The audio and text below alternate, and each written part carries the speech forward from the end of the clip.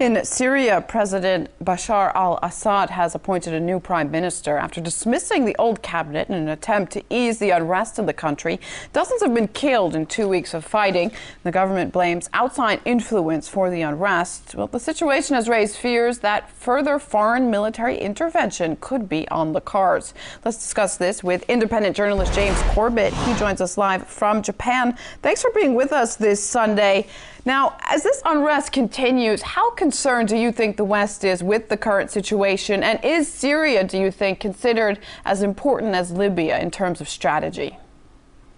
Well, I think Syria is obviously going to be a very important, the next piece on the geopolitical chessboard for the people who are manipulating the current intervention in Libya. And we've seen obviously a lot of covert intervention going on behind the scenes, both before and during this current humanitarian intervention, so-called. And I figure that's exactly what's going to be taking place in Syria as a very geostrategic location starts to become destabilized in this wave of destabilization that we've been seeing going on for the past few weeks here.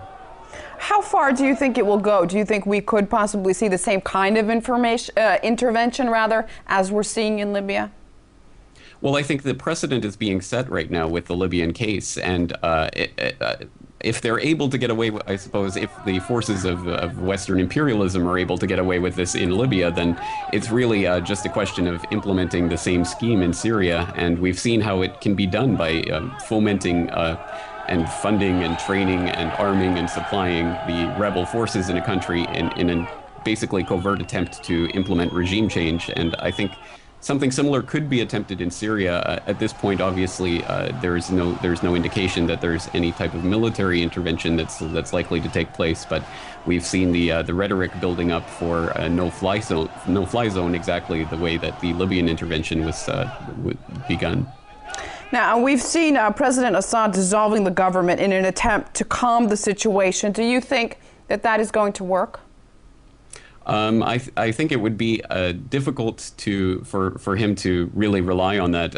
I don't think at this point that's going to have a huge effect. Obviously, it's just a Band-Aid type solution, and I think playing out long term, I think there are going to be much more difficult decisions to face in the future. But I think it's the only step that I think Assad could make at this point in a way of trying to prop up his dictatorship, which is a reprehensible dictatorship. There's no doubt about that. But I think we're being crammed into another false dichotomy of choosing between Western imperial interventionism in the region or supporting a brutal dictator, and not being offered the third choice, which is to allow the Syrians to take care of the situation themselves.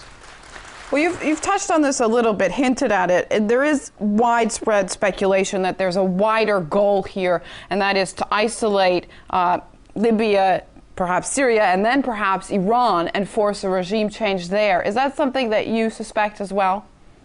I think that's absolutely the way that the dominoes are falling, and I think that's exactly what an intervention in Syria would be about. Ultimately, it would be to isolate Iran, obviously Syria being an absolutely vital strategic partner and a long-term partner of Iran, and providing that land link to Hezbollah.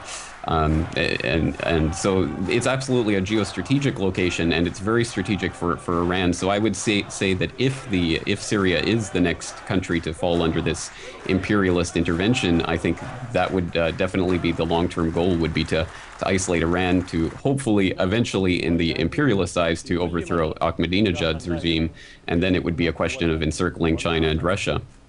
All right, James Corbett, independent journalist, thank you very much for your analysis. Thank you.